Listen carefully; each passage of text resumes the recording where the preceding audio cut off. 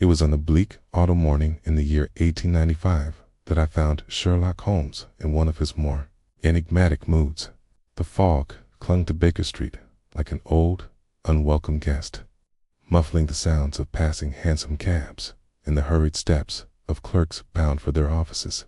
Holmes sat in his familiar chair, staring out at the shrouded city, his lean frame wrapped in his dressing gown, pipe in hand, the embers pulsing with each measured breath. I had scarcely settled into my own chair when a sharp rap came at the door, followed by the measured steps of Mrs. Hudson. She entered with her usual air of forced patience. "A gentleman to see you, Mr. Holmes?" Holmes did not turn from the window. Did he arrive in haste? Mrs. Hudson gave a sniff. "He looked the sort who always moves in haste, sir." Holmes smiled slightly, then let him in. A moment later, the door opened and a man stepped forward, a figure of authority and unease. He was in his middle years, with a neatly trimmed beard and sharp, intelligent eyes. But his composure was undercut by the slight twitch in his left hand and the way his gaze darted about the room. His attire, though tailored, showed signs of disarray, as though he had dressed hurriedly or had been preoccupied when doing so. Holmes finally turned from the window, his piercing gray eyes sweeping over the visitor. "You are troubled, sir, but not only by what has brought you here." He motioned to the chair opposite him. "Pray, sit. You have the floor." The man exhaled as he took his seat, pulling a sealed envelope from his breast pocket. "My name is Reginald Howard. I am a solicitor of Howard & Klein, a firm of good standing in Chancery Lane. I have come to you, Mr. Holmes, because I am being watched, or rather, I believe I have been marked." Watson raised a brow. "Marked?" Howard hesitated before placing the envelope on the table between them. "This arrived at my office early this morning. It was delivered by hand, no return address, no indication of the sender. And yet," he inhaled sharply, "it speaks of a crime I believed long buried." Holmes reached for the envelope, but did not open it at once. He studied the handwriting, the seal, the very texture of the paper itself. "It's interesting," he murmured. "The ink is still fresh, and there is a distinct trace of sea salt." He glanced at Howard. "This was handled recently by a man who had been near the Thames. A dock worker, perhaps." Howard's face paled slightly. "A dock worker." Holmes did not answer immediately. Instead, with a flick of his penknife, he broke the seal and unfolded the single sheet within. He read aloud, his voice cool, analytical. "To Reginald Howard, the matter you have handled is not forgotten. The reckoning is near. You must make amends before it is too late. There will be no second warning. Consider the past and your own part.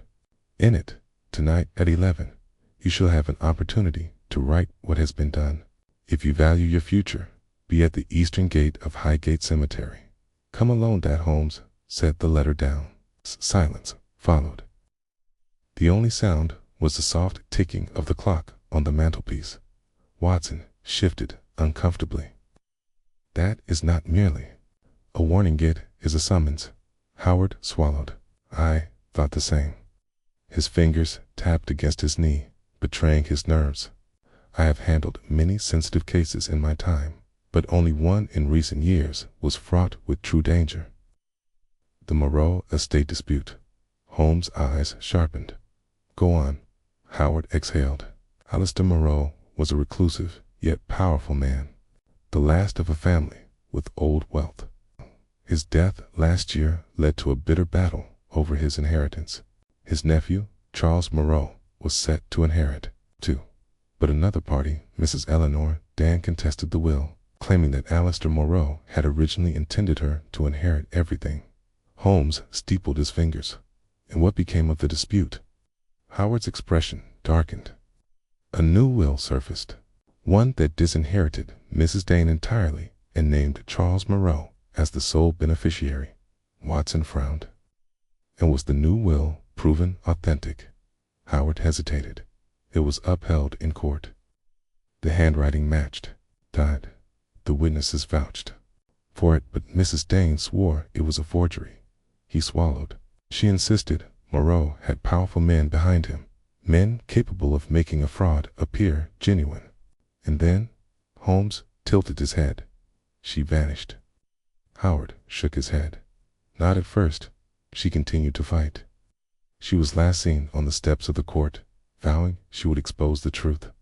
Then, just a few days later, she was dead. Officially, it was a sudden heart failure. But I never quite believed it.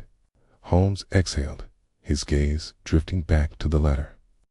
And now, months later, someone has sent you this. Howard nodded. It is why I came to you, Mr. Holmes. I fear I am being drawn into something I do not understand. Holmes tapped a finger against the arm of his chair. And yet, Mr. Howard, I believe you understand far more than you admit. Howard stiffened. I swear to you, I have no knowledge of any forgery. Holmes watched him for a long moment. Then, without looking away, he said, Watson, do you have your revolver? I blinked. Of course. Holmes smiled. Good. Bring it tonight. We are going to Highgate Cemetery. Howard's breath hitched. You mean to Holmes stood, stretching his arms. You will go, precisely as instructed. He turned to Watson, and we shall be there, unseen, watching from the darkness.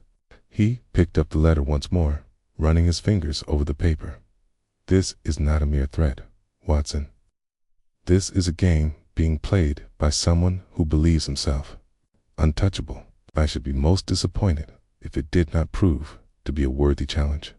Watson nodded. And what do you suspect awaits us at Highgate? Holmes' lips curled into a faint smirk. Why, Watson, I expect we shall meet a ghost. With that, he tossed the letter onto the table and turned toward the window, staring once more into the mist. The game had begun, and Sherlock Holmes was already 2 steps ahead. Howard's hands trembled slightly as he reached for his glass of water. The solicitor had the air of a man who had spent too many years mastering his composure. Yet, tonight, that mask was slipping. Holmes sat opposite him, his fingers lightly pressed together, his gaze as piercing as ever. I had seen him in this posture many times before, the stance of a man already 3 steps ahead, waiting for his quarry to stumble into the inevitable snare. The letter lay open on the table between us, its words an unspoken weight in the room. Holmes broke the silence first. You said the Moreau estate case was fraught with danger.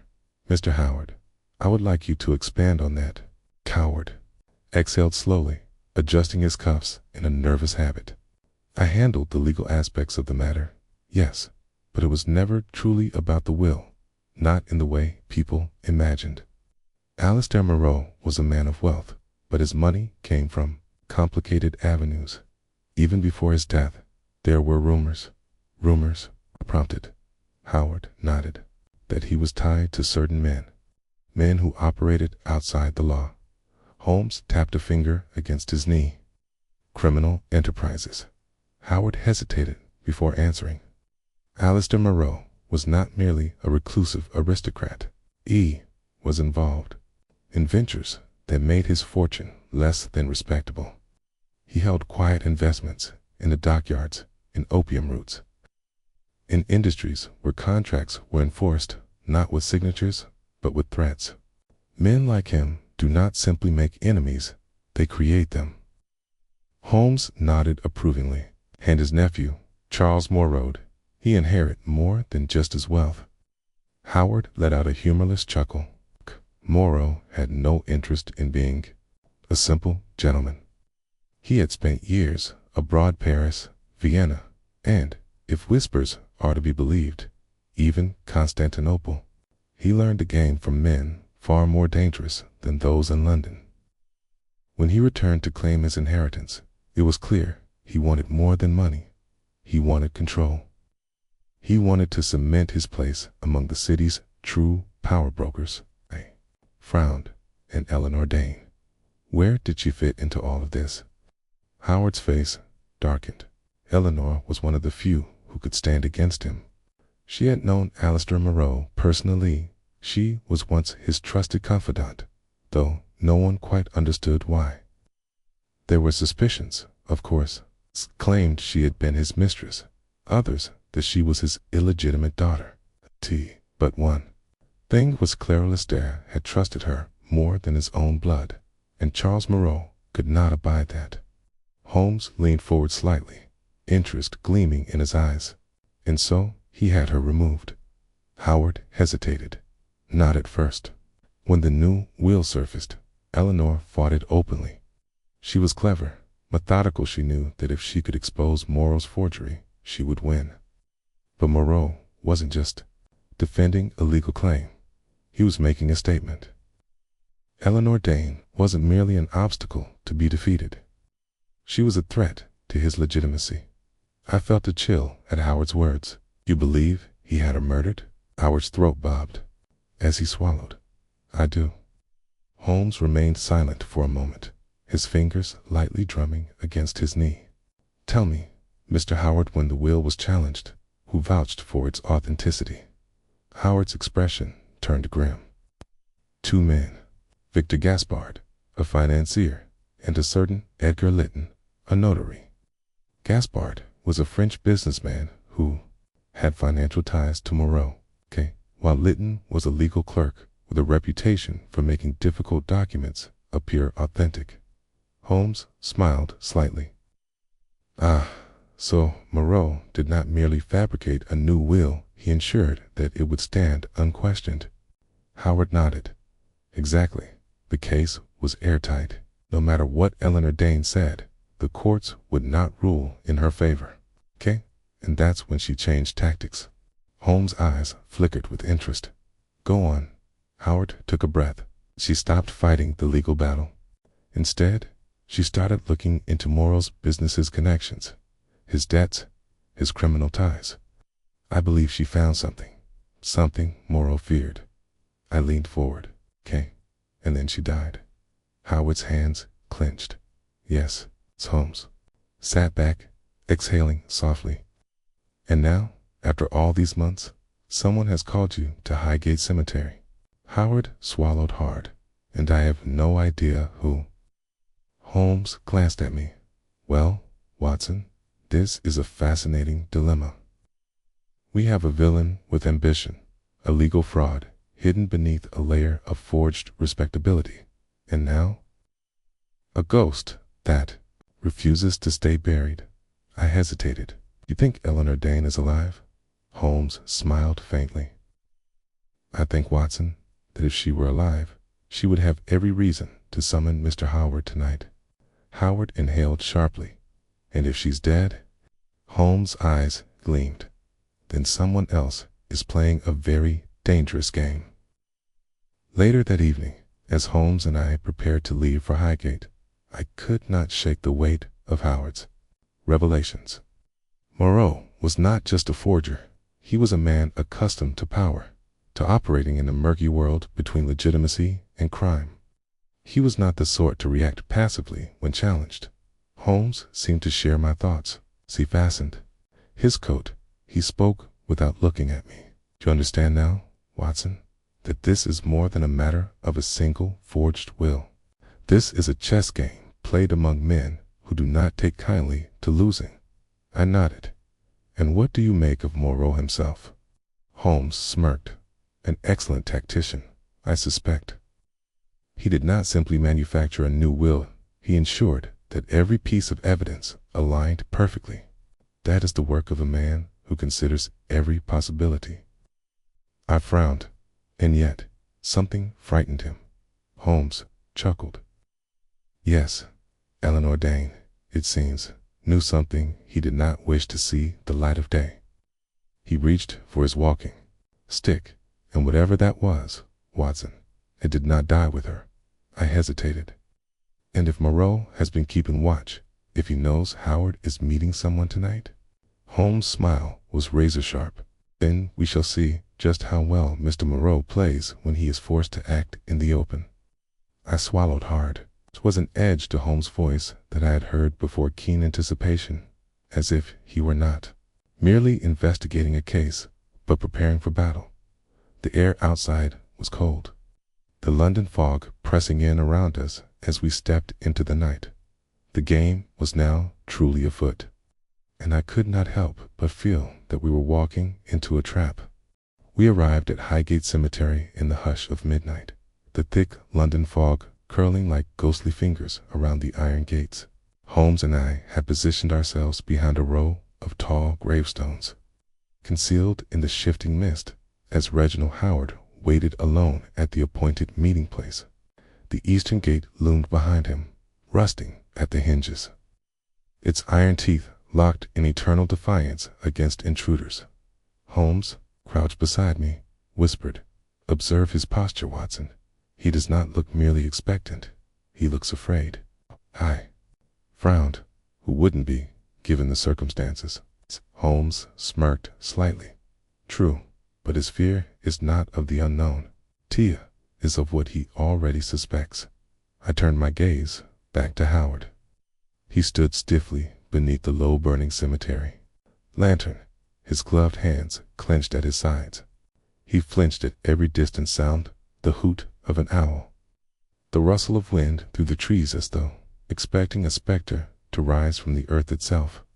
Then, at last, a shadow stirred beyond the gate. A figure emerged, wrapped in a long coat, the hat pulled low over their face. The steps were slow, deliberate. Howard took an unconscious step backward, his breath visible in the cold air. The newcomer stopped a few paces away, speaking in a low, rough voice. "You received my letter?" Howard swallowed. "Who are you?" The figure hesitated before answering. "One who knows the truth of Eleanor Dane." Holmes stiffened beside me. "Listen carefully, Watson." Howard licked his lips. "She is dead." A pause. "Then," softly, the figure said, "then, why is her secret still alive?" A cold shiver passed through me. Holmes remained motionless, but I could feel his mind working furiously beside me. Howard took a step forward, voice trembling. "If you have something to say, then say it plainly." The figure's head tilted slightly. "Eleanor Dane left behind more than a name, more than a grievance. She left evidence." Howard stiffened. "Evidence?" The figure nodded. Proof of what Charles Moreau did." Holmes whispered to me, "The question is what manner of proof." But before Howard could respond, before the stranger could reveal more, a gunshot shattered the night. Howard stumbled backward with a cry, the bullet striking the gravestone behind him. The stranger spun in alarm. From the mist, a second figure had emerged, this one moving fast, pistol still raised. Holmes leapt to his feet, his voice ringing out, "Watson, down." I ducked as another shot was fired, the bullet tearing into the stone beside me. Holmes moved like lightning, his revolver already in hand. The second assailant, now fully visible, was dressed in dark clothing, his face wrapped in a scarf. He fired again, but Holmes had anticipated it, twisting out of the way as he returned fire. The masked gunman hesitated for a split second. It's just enough time for Holmes to lunge forward and strike him across the arm with his cane. The pistol clattered to the ground. But before Holmes could seize him, the attacker twisted free and disappeared into the fog. Howard, breathless, turned to the original stranger. "You, who are you?" The figure hesitated, then spoke softly. "A messenger." Holmes, still alert, moved forward. "And who sent you?" The stranger turned to him, and in the dim light, I caught the sharp glint of dark eyes beneath the hat's brim. Eleanor Dane. The silence was absolute. Holmes exhaled softly, as if confirming something he had already suspected. "Where is she?" The messenger hesitated, then handed him a folded slip of paper. "She left instructions for you alone." Holmes took the paper, his sharp eyes scanning the words.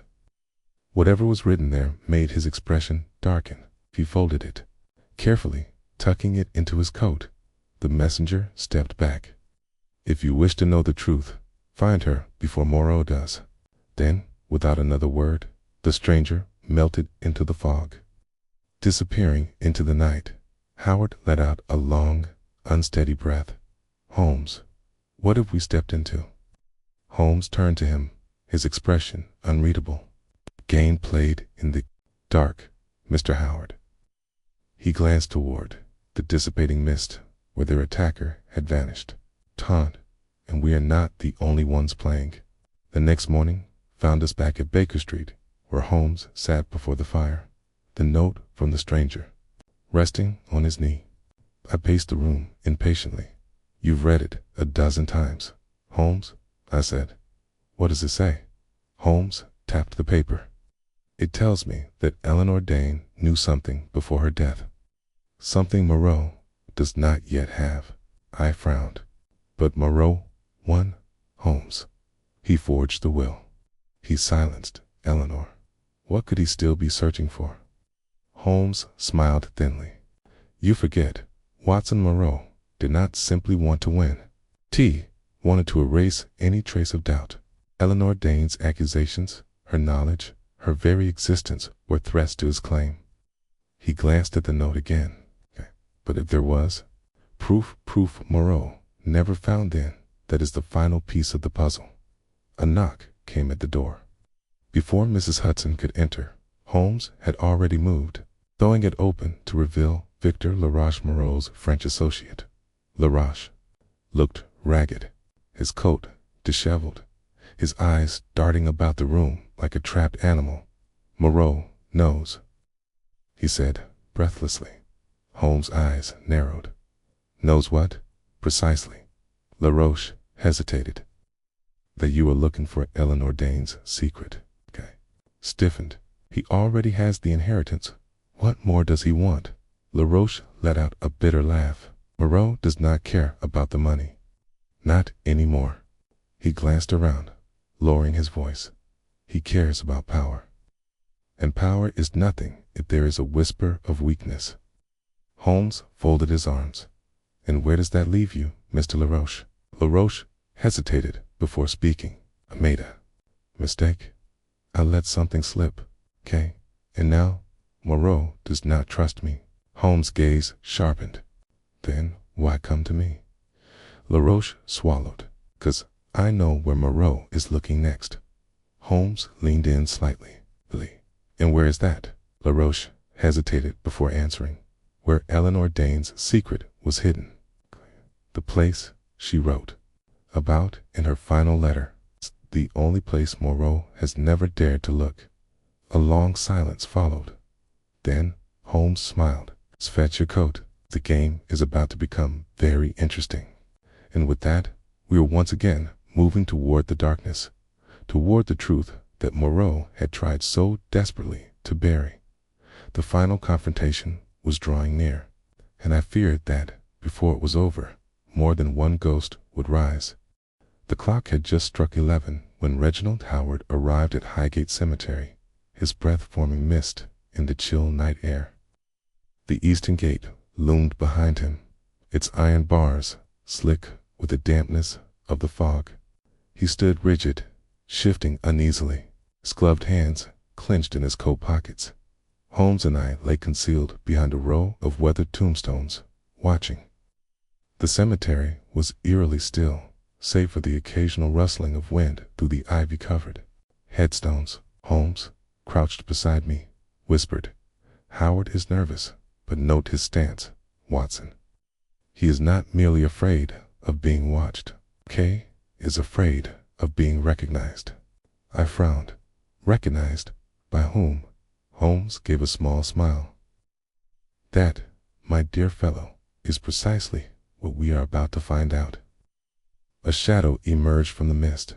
A lone figure, clad in a long coat, stepped forward, boots crunching against the frost-laced grass. The brim of his hat obscured his face, but his movements or deliberated controlled for a mere informant. Howard's breath caught. You, the stranger, raised a gloved hand. You should not have come. Howard stiffened. Then why summon me? A pause. Then the stranger spoke in a measured, rasping tone. "'Cause I wanted to see if you would." I felt Holmes shift beside me, ever so slightly. Hey. He was studying the stranger's movements, his voice, okay? The way his weight was distributed on his feet. The figure took another step forward. "You are standing on dangerous ground, Mr. Howard. You were warned to stay clear of the past." Holmes' breath was calm, measured. "This man is not here to negotiate," he murmured. Howard took a step backward. "What do you want from me?" The stranger exhaled softly. "It is not what I want, Mr. Howard. It is what he wants." Before another word could be spoken, a second figure lunged from the darkness, a blade flashing in the dim moonlight. A cry rang out as steel met flesh. The first figure staggered, clutching his side where the knife had found its mark. Howard recoiled in horror. "Holmes," I exclaimed, but my friend was already in motion. "Stay with Howard. See to the wounded man," Holmes commanded, before vanishing into the mist in pursuit of the fleeing assailant. I rushed forward. The wounded man collapsed onto his knees, gasping, his breath ragged. Blood darkened his coat. I knelt beside him. "Hold still, let me see the wound." The man's gloved hand trembled, then moved toward his coat pocket. With great effort, he pulled free a crumpled scrap of paper and thrust it into my grasp. I barely had time to glance at it, for his final breath escaped. The man was dead. Holmes returned 20 minutes later, his coat damp from the fog, his breath steady despite the chase. "Gone," he announced grimly. The attacker was well prepared. I lost him in the back alleys beyond the cemetery. I handed him the scrap of paper the dying man had given me. Before he perished, he left this. Holmes unfolded the note. His sharp eyes flicked over the contents, and for the first time that night, I saw something flicker across his face, not shocked, but satisfaction. "Well, Watson," he said softly, "it appears our dead man was not merely a messenger. He was a player in this game." Howard, still trembling, leaned forward. "What does it say?" Holmes turned the paper toward us. "You failed. Howard still breathes. There will be another opportunity." Howard gasped. "Then the attack was meant for me." Holmes nodded. "And it seems someone is most insistent that you do not leave this night alive." The solicitor looked as though he might collapse. "This is madness." Holmes' gaze darkened. "Not madness, Mr. Howard. Calculation. Someone believes you have a role in this affair, whether you know it or not." I exhaled. "And who sent the order?" Holmes folded the note carefully. "We shall soon find out." His fingers tapped against his coat pocket, where the paper now rested. "So for now, we return to Baker Street. The next move is ours." Following morning, Holmes wasted no time. By noon, we had gathered inside Howard's office in Chancery Lane, going over the details of the Moreau affair once more. Holmes sat at the solicitor's desk, turning a signet ring over in his fingers. One he had recovered from the dead man at Highgate. "This insignia," he mused, "belongs to the Blackwood Syndicate." Howard paled. "You mean the crime ring?" Holmes nodded. "Morrow's associates. And now, it seems, yours." Howard swallowed hard. "But I had nothing to do with them." Holmes smiled thinly. "Then why did they want you dead?" Howard hesitated. I don't know." Holmes leaned back, regarding him coolly. "Do you truly believe that, or do you simply wish to?" Howard looked away. I crossed my arms. "Holmes, what exactly is the connection between Moreau and this syndicate?" Holmes exhaled. Charles Moreau was not simply an opportunist. He was a man accustomed to having leverage. The Blackwood Syndicate is not an organization one aligns with lightly. They deal in forgeries, disappearances, and control. Howard looked stricken. And you believe Moreau used them to alter the will? Holmes nodded. Moreau did not forge the will himself, but someone within his network did. That is the key. I frowned. And Eleanor Dane. Holmes glanced toward the fireplace. She knew. Howard inhaled sharply. Then, that is why she was killed. Holmes smiled faintly. Perhaps. He gestured toward the note in his pocket. And now, someone is ensuring that knowledge is erased entirely. I shivered. Including you. Holmes nodded. Which means we must move swiftly. Howard clenched his fists. What do we do? Holmes smiled. We set a trap. That evening, Holmes wrote a letter, one that would not be sent to Scotland Yard, nor to any legal authority. Instead, it was delivered by hand to a private address on the outskirts of Whitechapel. The letter was simple. To Charles Moreau. I know what you did. I know who forged the will. I have the proof. Come to the abandoned warehouse at St. George's Dock at midnight, alone, or the truth goes to Scotland Yard. Holmes sealed it, handed it to a trusted courier, and turned back to me with a knowing smile. Now, Watson, he murmured, let us see if Moreau is truly as untouchable as he believes. I frowned. And if he doesn't come? Holmes smirked. Oh, he will, because for the first time, Charles Moreau is afraid. And with that, we stepped into the night, ready for the next move in the game. This time, we would not be the ones caught in the shadows. The candle flickered in the dimly lit sitting room of 221B Baker Street, casting restless shadows along the walls. Holmes stood at the window, hands clasped behind his back, gazing out into the night.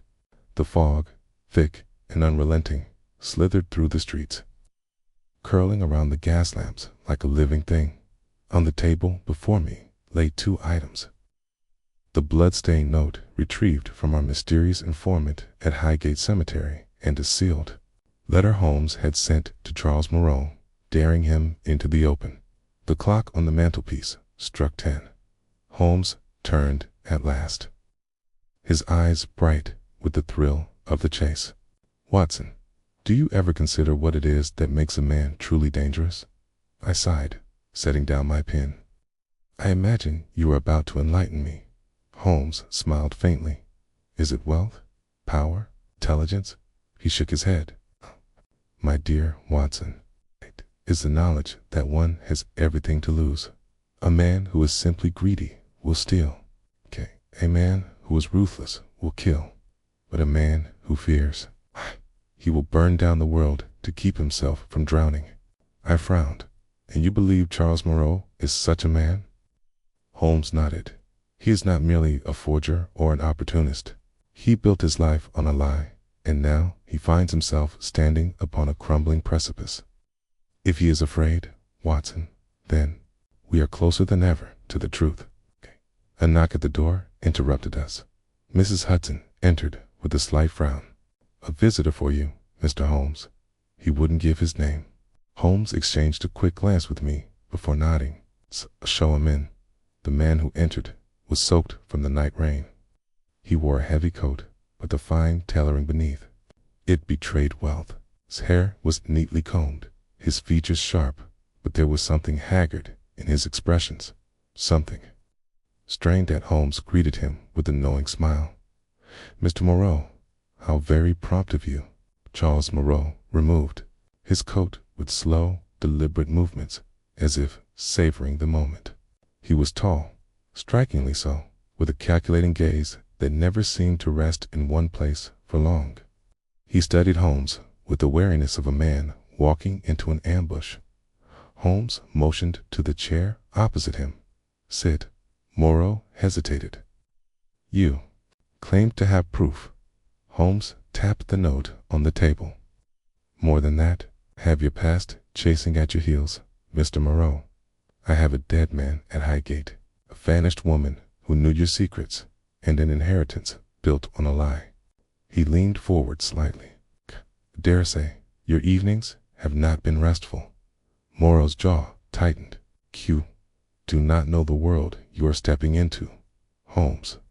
Holmes chuckled. On the contrary, Kay, it is you who does not understand the world that is closing in around you. He picked up the note retrieved from the dead man's pocket. You sent men to kill Reginald Howard last night. Your hide blades failed. Morrow's lips curved into something that was not quite a smile. If I had wanted him dead, Mr. Holmes, he would be dead. Holmes tilted his head, intrigued. Ah, a distinction. So, you were not behind the attack. Moreau exhaled, his fingers tightening against the armrest. You assume too much. Yes, I knew Howard was sniffing around places he shouldn't. But do you truly believe I would waste bullets on him? I interjected. Then who did? Kano Wu's gaze flicked to me, his expression unreadable. Okay, there are those who have deeper interests in keeping the past buried. And unlike me, they are not bound by civility. Holmes steepled his fingers, not a gesture of habit, but a challenge. Then, let me be clear, Moreau. You are no longer the only man pulling strings. Someone else in this conspiracy is willing to remove obstacles without your permission. Moreau's expression darkened. Ain't, there is more at stake here than a forged will. Holmes nodded. Yes, and I suspect that you, of all people, now find yourself in the most precarious position.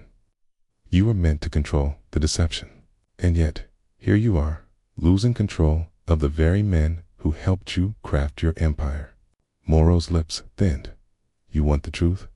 He leaned forward, his voice low and dangerous. Then listen carefully, Mr. Holmes. Eleanor Dane was not killed because of the will. Silence fell. Holmes' eyes gleamed. Go on. Moreau exhaled sharply, his hand twitching against his knee. She was killed because she found something far worse. I frowned. Worse than the forgery. Moreau's fingers curled against the chair arm. There was a ledger, a record of transactions. My uncle kept one that detailed every name, every payment, every bribe that secured his fortune. Holmes smiled faintly, and with it, she could have destroyed not only you, but your entire operation. Moreau nodded. She did not realize its value at first, but once she did, she ran. I swallowed, and you pursued. Moreau exhaled. I had to. He met Holmes' gaze with a hard, calculating stare. But it was not I who found her first. Holmes remained silent for a long moment.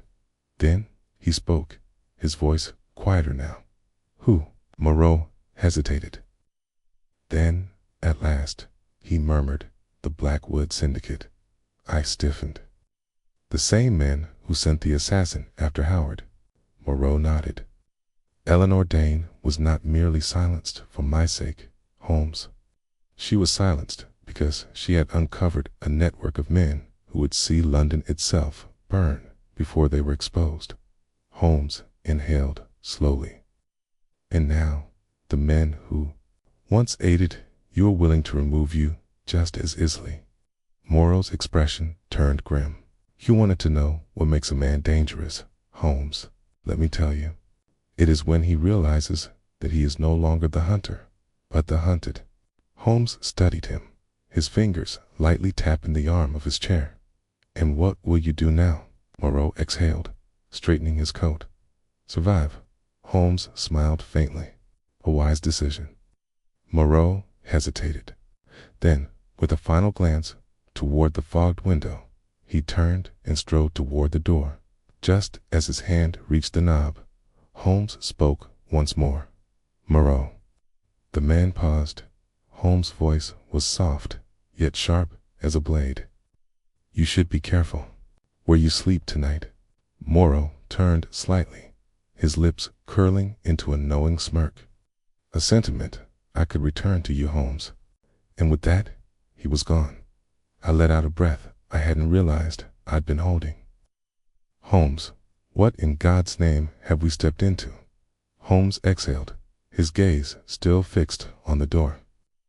Not a forgery, Watson. Not even a simple crime. Turned to me, his expression unreadable. This is a war. The candle flickered once more, casting long, shifting shadows along the walls. And I could not help but feel that before the night was through, more than one of them would become real. The night after our encounter with Charles Moreau, I found myself unable to sleep. Holmes sat by the fire, his gaze unfocused, lost in the depths of thought.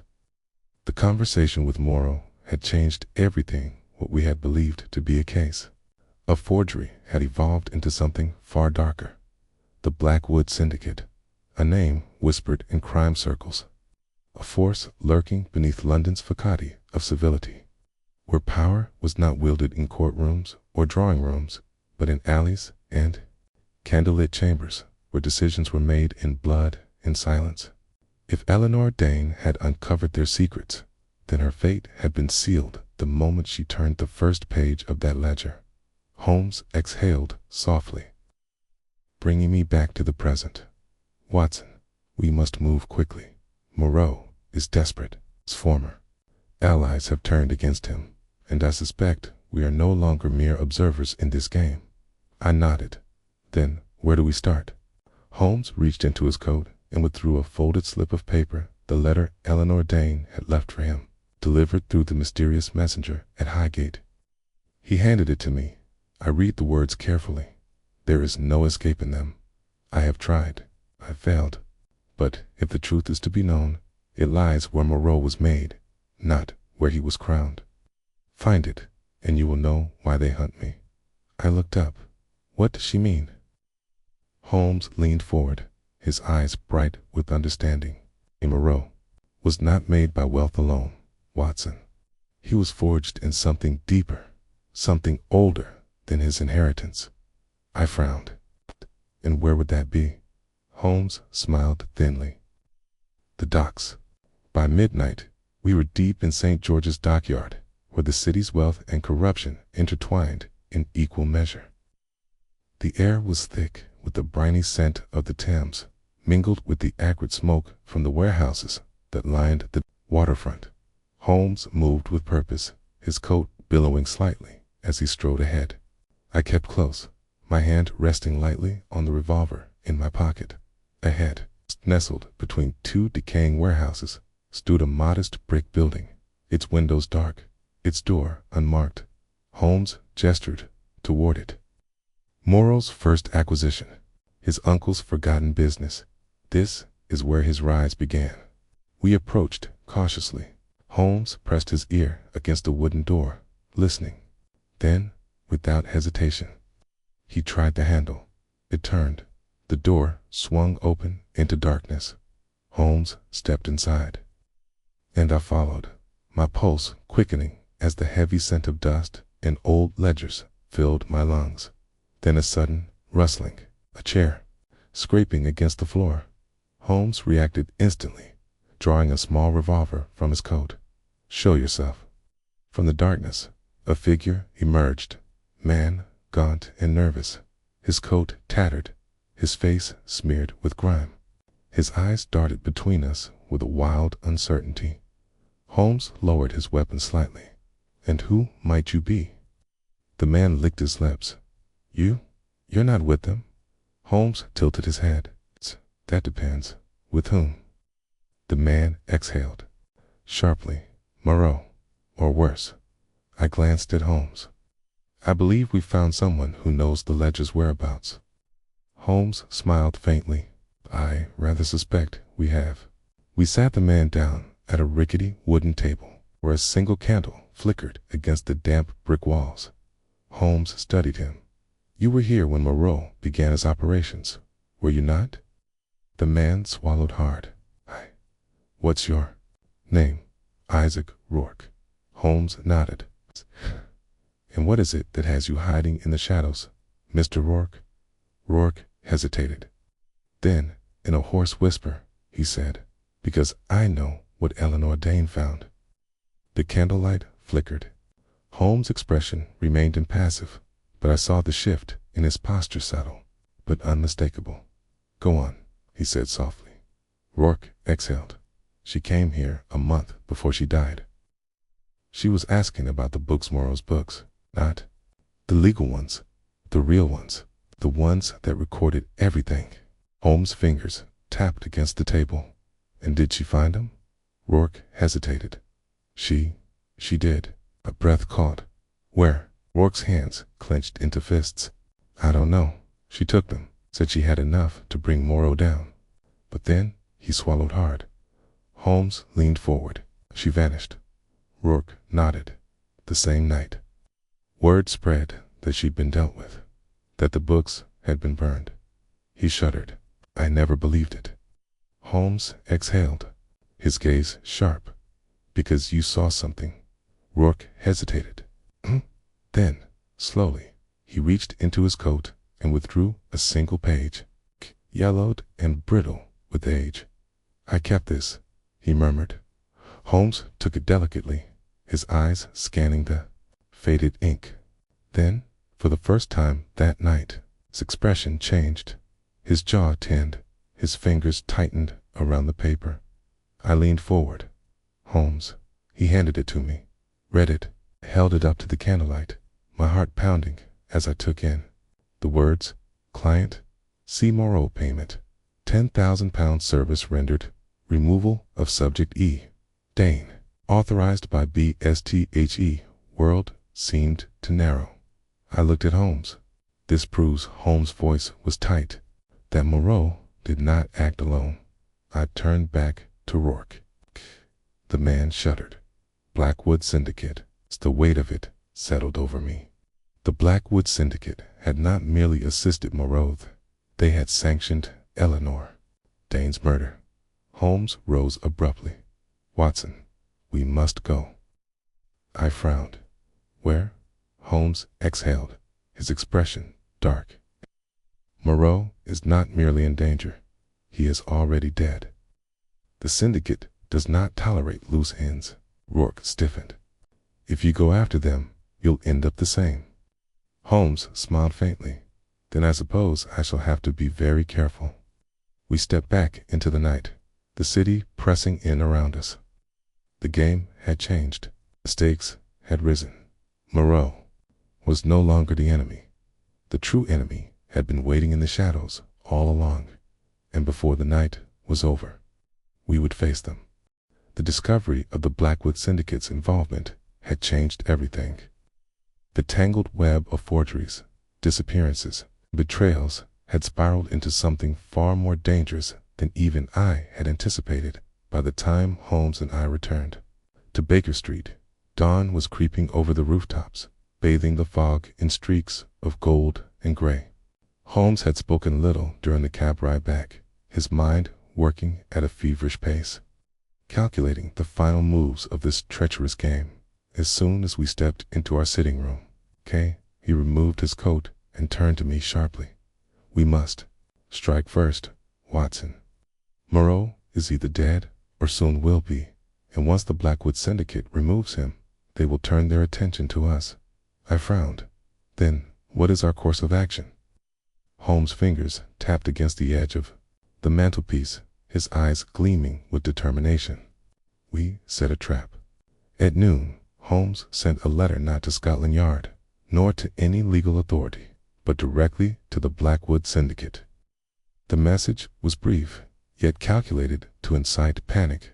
To the men who serve the shadows, I know about the ledger. I know about Moreau, and I know about Eleanor Dane. Meet me at St. George's Dock tonight.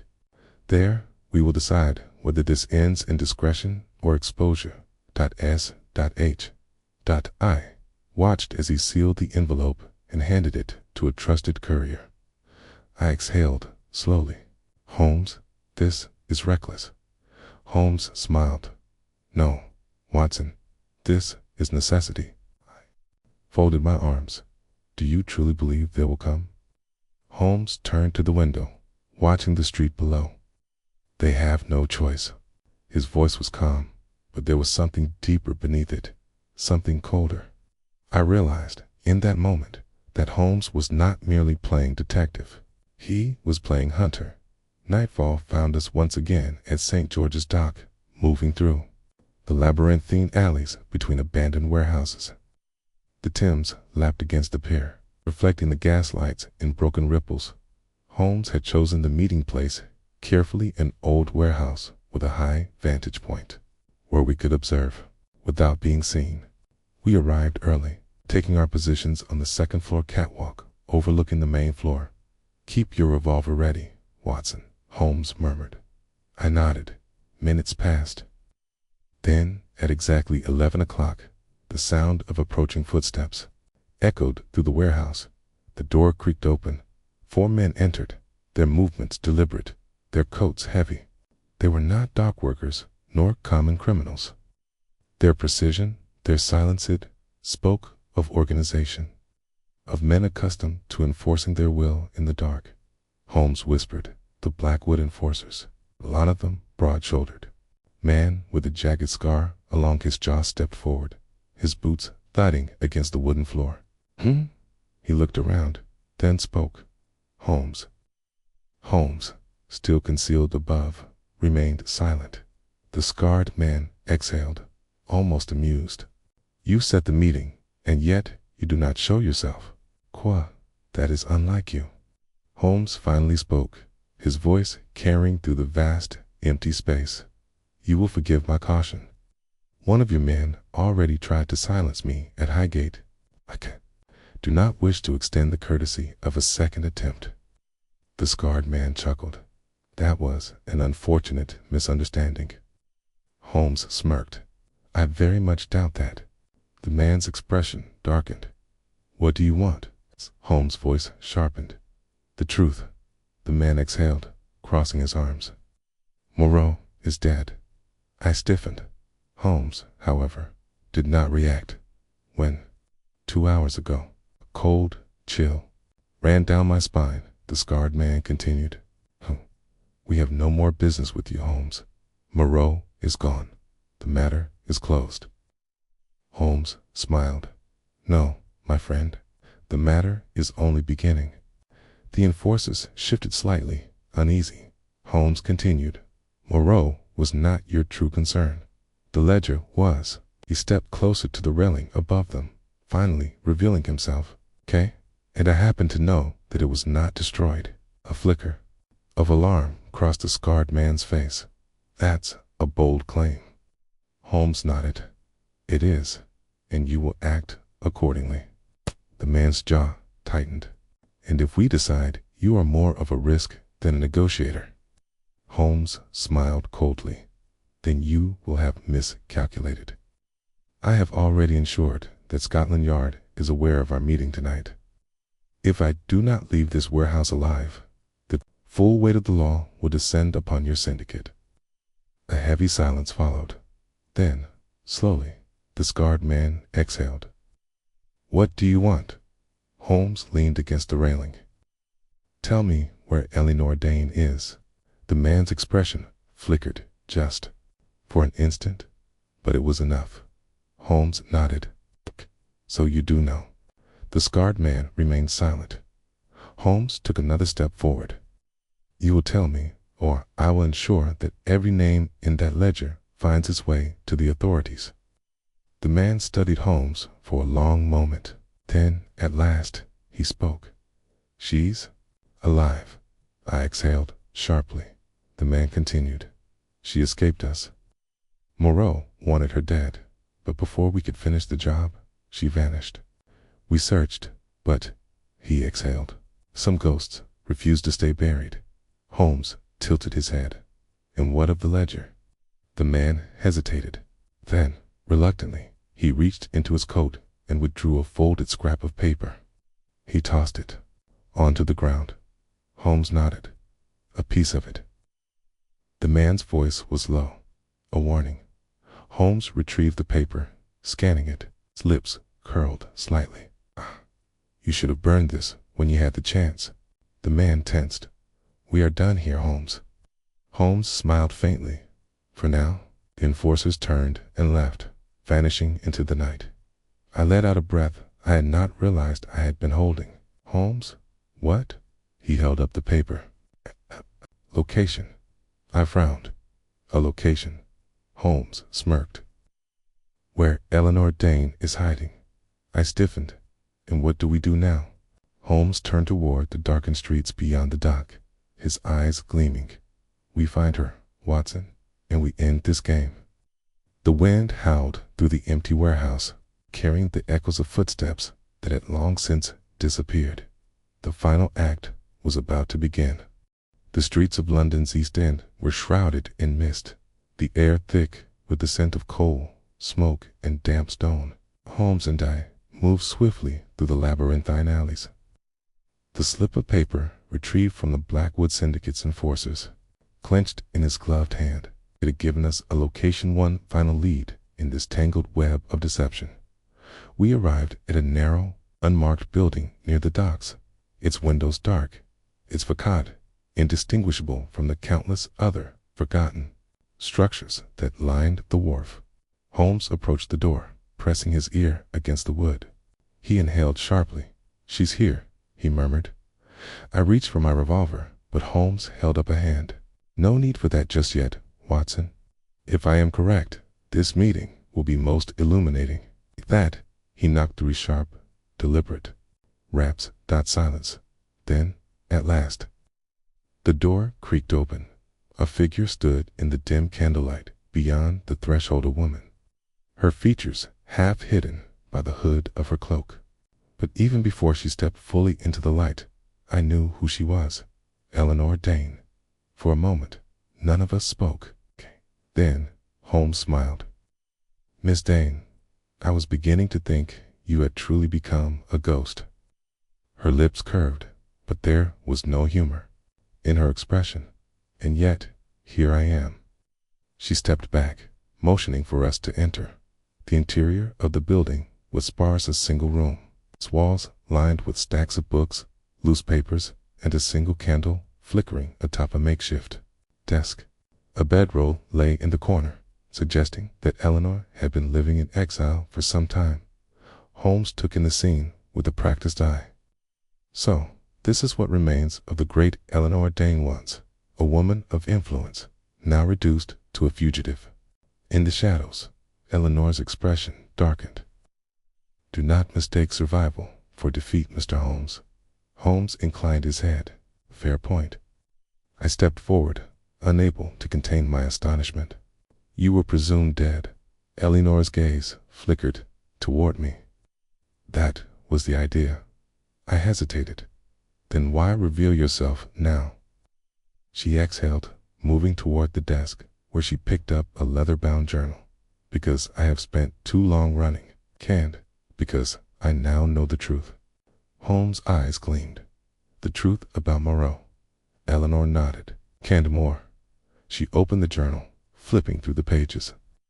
"Moreau was not the mastermind, Holmes.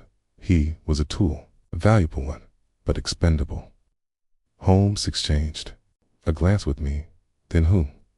Eleanor placed the open journal on the desk and stepped back.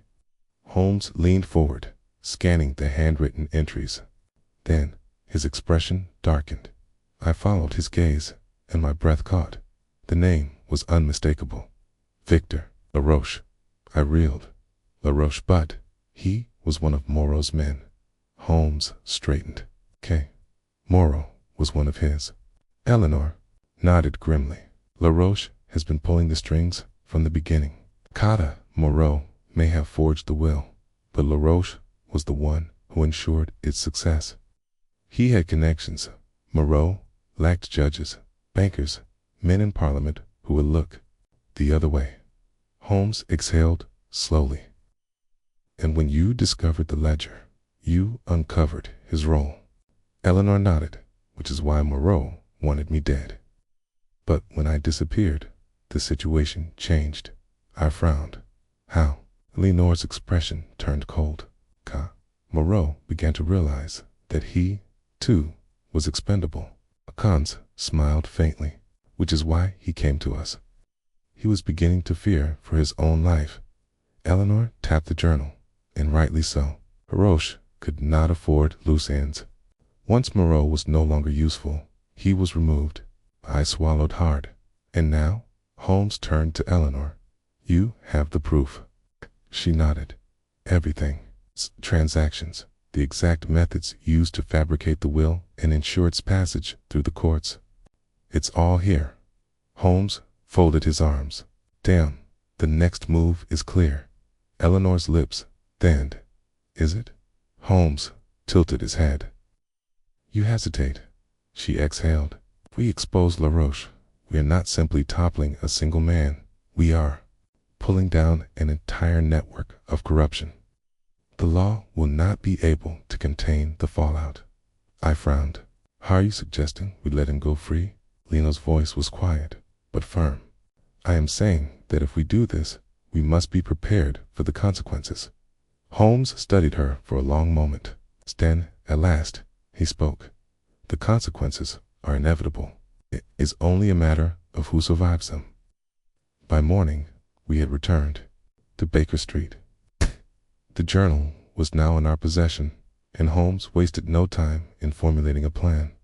Watson, he said, pacing before the fire, LaRoche is no fool.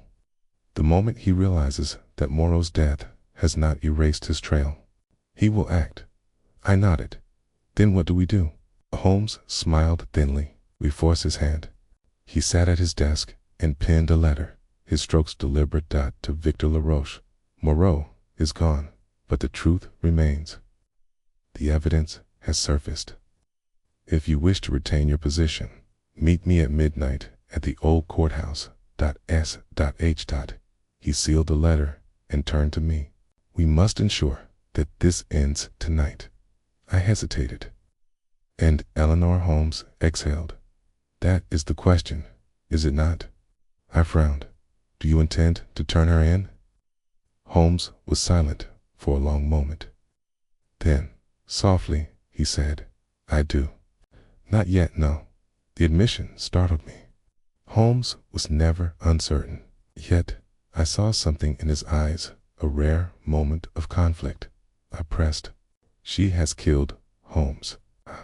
And if she walks free, what does that say about justice? Holmes exhaled. Justice is a fragile thing, Watson. The law is blind, but we are not.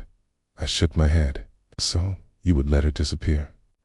Holmes turned to the window, watching as the city stirred. I would let the game play out. And in the end, we shall see where the pieces fall. I did not argue further. But as the day wore on, I could not shake the feeling that we had stepped beyond the realm of deduction into something far more dangerous.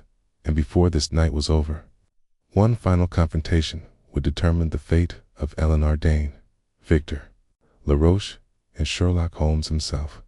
The end was near, and I was no longer certain what side of it we would find ourselves on. The carriage rattled through the mist-laden streets of London, its wheels cutting a path through the dimly lit avenues toward the old courthouse on Fleet Street. Holmes sat opposite me, his expression unreadable as he thumbed the sealed envelope containing Eleanor Dane's journal, the final piece of evidence that would unmask Victor LaRoche in his vast conspiracy. Beside me, Reginald Howard sat with an air of nervous energy, his fingers drumming against his thigh. Are you certain? He'll come. Holmes exhaled softly. LaRoche is a man who believes in control, Mr. Howard, and nothing frightens him more than the prospect of losing it. He flicked his gaze toward the window, watching the street lamps cast long shadows through the fog. Yes, he'll come, Howard swallowed. And what then? Holmes smiled faintly. Then we see how well he plays when the board is no longer his to control. I shifted uncomfortably. Holmes, LaRoche is not Moreau. He is far more dangerous. If he suspects this is a trap, he will not hesitate to act. Holmes met my gaze, his expression unreadable. I am counting on it. We arrived at the courthouse a few minutes before midnight. The towering stone building, long abandoned, loomed over us like a relic of the past, its walls worn by time, its doors heavy with the weight of old secrets. Holmes led the way inside, his footsteps echoing through the vast chamber. The gas lamps cast flickering light across the empty benches, the air thick with dust and forgotten history. Howard glanced around nervously. "Are you certain about this?" Holmes nodded. LaRoche will not refuse a meeting in a place where power was once absolute. We positioned ourselves near the judge's bench, where Holmes laid the journal upon the table. Then we waited. Minutes passed. Then a sound. Footsteps echoed through the chamber. A slow, deliberate rhythm from the shadows beyond the entrance. Victor LaRoche emerged. He was dressed impeccably, as always, his coat buttoned, his gloves pristine. There was something different in his stance, something tense. His calculating eyes flicked between us before settling on Holmes. "You are playing a dangerous game, Mr. Holmes." Holmes smiled. "I do enjoy a challenge." LaRoche exhaled, glancing toward the journal. "I assume you brought me here for a reason." Holmes nodded. "Indeed." He tapped the book. "This, I believe, is the ledger you and Moreau so desperately tried to erase." LaRoche's lips twitched into something resembling amusement. "You assume I fear exposure." Holmes studied him. LaRoche took a slow step forward. "Do you truly think the law will touch me?" He gestured around him. "The courts belong to men like me, Holmes. The banks, the newspapers, even your own Scotland Yard. Do you believe they are beyond influence?" Holmes smiled thinly. "I believe that men such as yourself often mistake fear for loyalty." LaRoche chuckled.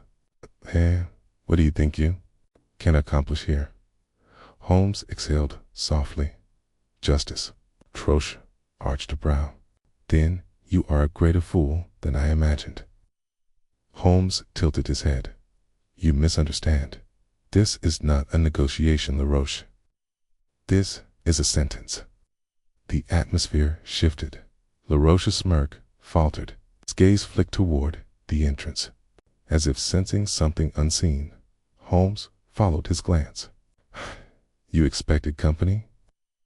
The doors creaked open. Figures stepped inside. Not enforcers, not hired blades, but Scotland Yard, and their head stood Inspector Lestrade, his expression grim. "Victor LaRoche," he announced. "You are under arrest for conspiracy, fraud, in the murder of Eleanor Dane." For the first time, I saw true emotion flicker across LaRoche's face. Surprise, and then something darker. LaRoche recovered swiftly. He turned to Holmes. "So, this was your grand plan. Bring me to the law and expect them to hold me." Holmes met his gaze with quiet certainty. "The evidence is absolute. The only question now is how much you will attempt to resist the inevitable." LaRoche exhaled. "You have no idea what you've set in motion, Holmes." Lestrade stepped forward. "You'll have plenty of time to reflect on that." LaRoche's jaw tensed. "And what of Eleanor Dane?" Holmes' gaze did not waver. "What of her?" LaRoche smirked. "She's a fugitive, a murderer. Will you let her go, Holmes? Or do your principles extend only as far as your convenience?" Silence.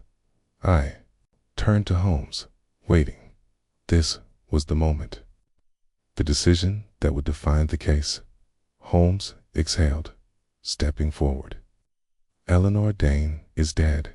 LaRoche frowned. "What?" Holmes' expression was unreadable. "She died the night you sent Moreau's men after her. That is the official account, and it shall remain so." I stiffened. "Holmes," he turned to me sharply, eyes flashing. "No, Watson. I have made my decision." LaRoche let out a soft chuckle. "So that's it, then. You claim to seek justice, but you are willing to let a murderer walk free." Holmes did not smile. "She was never the villain of this story, LaRoche. You were." A silence passed between them, charged with something deep, something far more than words. At last, LaRoche exhaled. "You may have won this round, Holmes, but there will always be another." Holmes smiled faintly. "Perhaps." Lestrade stepped forward. his men closing in. Take him. LaRoche did not resist. He merely smirked, knowing smirk, as though the war itself had not yet ended. And then it was gone. The night was quiet as Holmes and I stood outside the courthouse, the city stirring around us. I exhaled sharply. Holmes, was it right? Letting her go. Holmes stared into the darkness. Would the law have treated her justly, Watson? Would it have seen what we have seen? I hesitated. Perhaps not. Holmes nodded. Then I did what was necessary. Long silence followed. I studied him carefully. There was something in his expression, something rare, doubt. And for the first time, I wondered, had Holmes truly won? Or had he merely rewritten the ending? The case was closed. But I knew deep down this mystery was far from over. And one day, the ghosts of Eleanor Dane and Victor LaRoche would return, one way or another. The hour was late when we returned to 221B Baker Street, yet neither Holmes nor I spoke for some time. The flickering glow of the fireplace cast long shadows upon the walls, and the weight of the night's events pressed upon my thoughts like a phantom that refused to be banished. Victor LaRoche was in custody. The Blackwood Syndicate's grip over London had been severed, for now, and yet there was no sense of triumph. Holmes sat across from me, his sharp features unreadable, the firelight catching in his gray eyes as he stared into the embers. The case had been solved. The truth had been laid bare. And yet, I knew my friend well enough to recognize when his mind remained restless. At last, I set down my untouched glass of brandy and spoke. You let Eleanor Dane go. Holmes did not look at me. I did. Silence stretched between us. I leaned forward. Why? Holmes exhaled, reaching for his pipe, but she was already dead. I frowned. It's hardly an answer. Holmes' eyes flicked toward me then, a glimmer of something, perhaps regret. Perhaps something darker lurking beneath the surface. Tell me, Watson, what would you have had me do? Drag her before Scotland Yard, as she was tried by men who would never see past the blood on her hands. I hesitated. She killed Moreau, I said at last. Holmes nodded. And would you not argue, my dear Watson, that Moreau's death was inevitable? He leaned back slightly, the weight of his own thoughts pressing against his words. Moreau was a man marked for destruction the moment he betrayed the very forces that had raised him. Had it not been Eleanor Dane's bullet, it would have been a blade in the night. Or perhaps a quiet suicide in his chambers. I shook my head. That does not absolve her. Holmes sighed. No, Watson, it does not. I could hear the fatigue in his voice. Not the fatigue of the body, but of the mind. Of a man who had played a game too many moves ahead, and now saw the consequences unfolding before him. At last, he turned his gaze fully upon me. And what of LaRoche? Does the law make exceptions for men like him?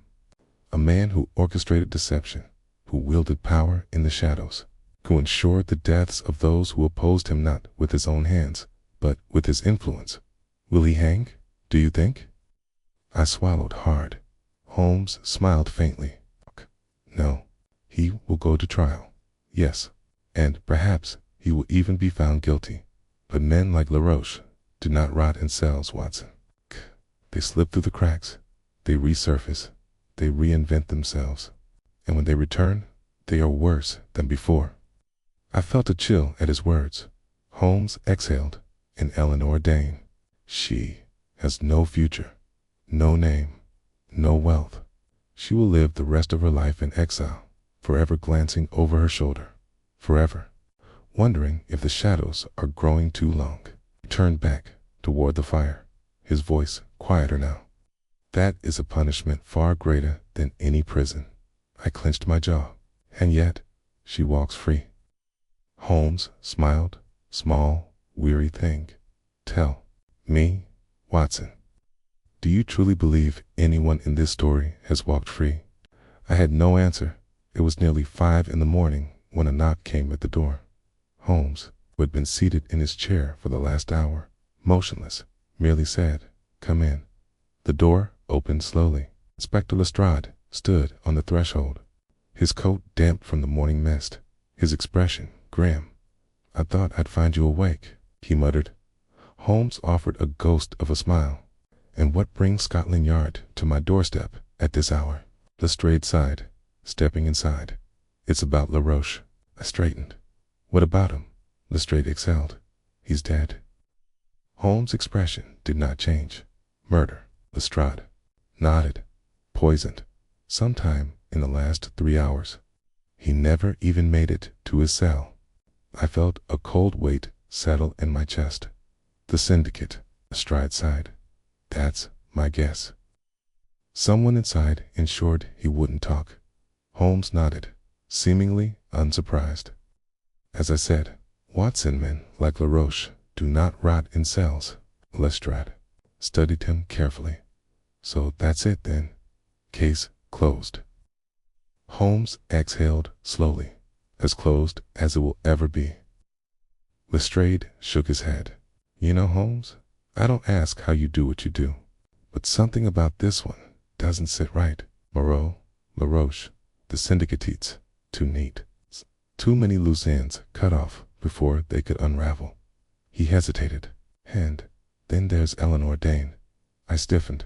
"What about her?" Lestrade watched Holmes. "She's vanished."